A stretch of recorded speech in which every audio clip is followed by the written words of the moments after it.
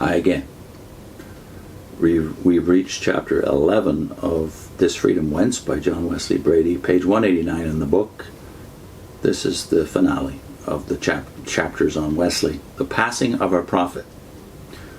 Charles Wesley himself, John's brother, had written in a hymn, "Till glad I lay this body down, thy servant Lord attend, and oh, my life of mercy crown with a triumphant end."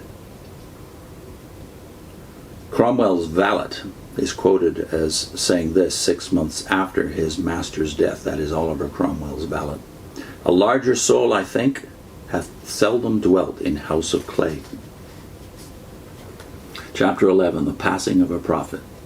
Wesley's 8 octogenarian years were a prolonged, glorious evening, terminating in a golden sunset.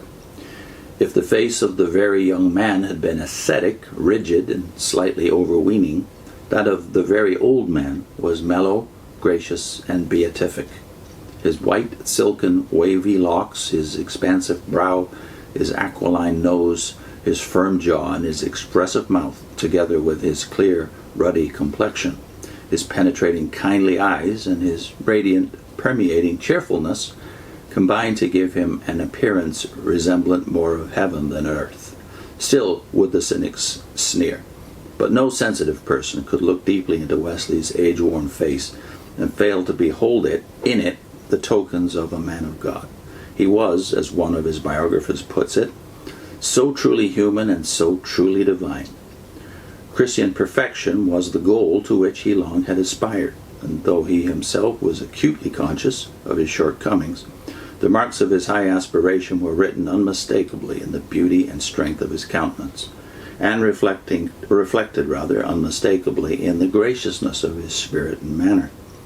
The vital, incarnate saintliness of Wesley's old age was a thing of winsome, irresistible charm. Though from his spiritual birthday, late in his 35th year, unbroken peace and increasing joy had reigned within, nevertheless, for at least 4 decades following, he had encountered a succession of violent tempests without. But ere the termination of his 80th year, cloud and storm had well nigh passed from his horizon, and the veteran prophet moved largely in an atmosphere of serenity, veneration, and awe. Many indeed who once had cursed him now were praying for him. Not a few parsons who long had thundered against him from their pulpits now were imploring him to preach from those same pulpits. The stiff-necked ecclesiastical and lay continued to put on airs and expatiated on the folly of enthusiasm and the madness of the masses. But to multitudes, Wesley finally was an honored and matchless prophet. The tide had turned. The latter years of the great evangelist's itinerary were a series of triumphal tours. Commonly, as this veteran campaigner for God passed through towns and villages, the streets were lined with excited crowds gazing in stark admiration and wonder, as if the king were going by.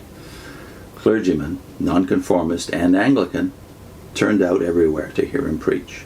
Even bishops stole sheepishly into his open-air congregations. The fury of the anti-Wesley mobs was no more. Now he has a subhead, a last retrospect. This patriarch preacher's virility as an octogenarian is one of the marvels of history. Still he rose regularly at 4 a.m., and generally he preached at 5.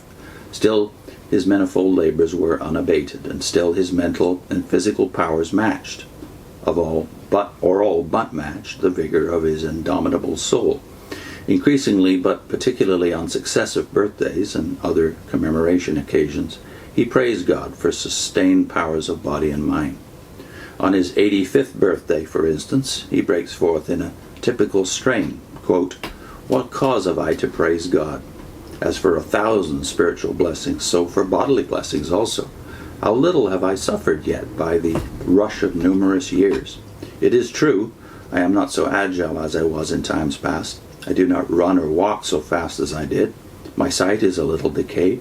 I find likewise some decay in my memory with regard to names and things lately past, but not at all with regard to what I have read or heard 20, 40, or 60 years ago. Neither do I find any decay in my hearing, smell, taste, or appetite, nor do I feel any such thing as weariness, either in traveling or preaching. And I am not conscious of any decay in writing sermons, which I do as readily and I believe as correctly as ever." End of quote. His famous letter to Wilberforce, written 3 years later, in the last week of his life, exemplifies the sustained richness and clarity of his mind.